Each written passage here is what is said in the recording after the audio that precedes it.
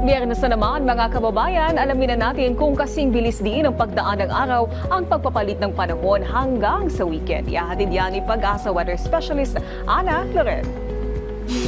Magandang tanghali po sa ating lahat. Update po tayo sa magiging lagay nating panahon na kung saan northeasterly wind flow, yung nakaka-apekto po lalo na sa may northern Luzon area, na kung saan ito po yung magdudulot ng mga kalat-kalat na mga pagulan, mga pagkidlat at pagkulog, lalo na po sa may bahagi ng Cordillera Administration, Cagayan Valley, pati na rin po sa Aurora. Samantalang dito sa atin sa Metro Manila ay magiging maaliwalas naman po yung panahon, ngunit may mga tsansa ng pagulan sa hapon at sa gabi.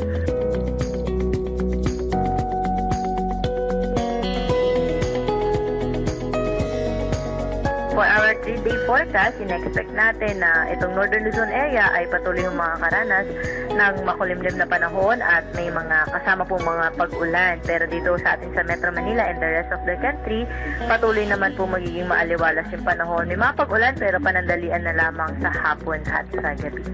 At para naman po sa ating dam update,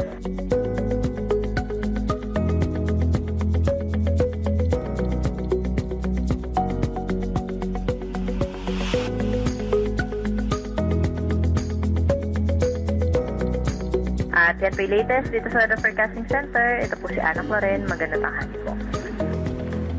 Maraming salamat Pag-asa Weather Specialist Ana Loren at paalala muli sa ating mga kababayan para maging ligtas sa lahat ng pagkakataon mula sa epekto ng pabago-bagong panahon. Ugaliing tumutok dito lang sa PTV Info Weather.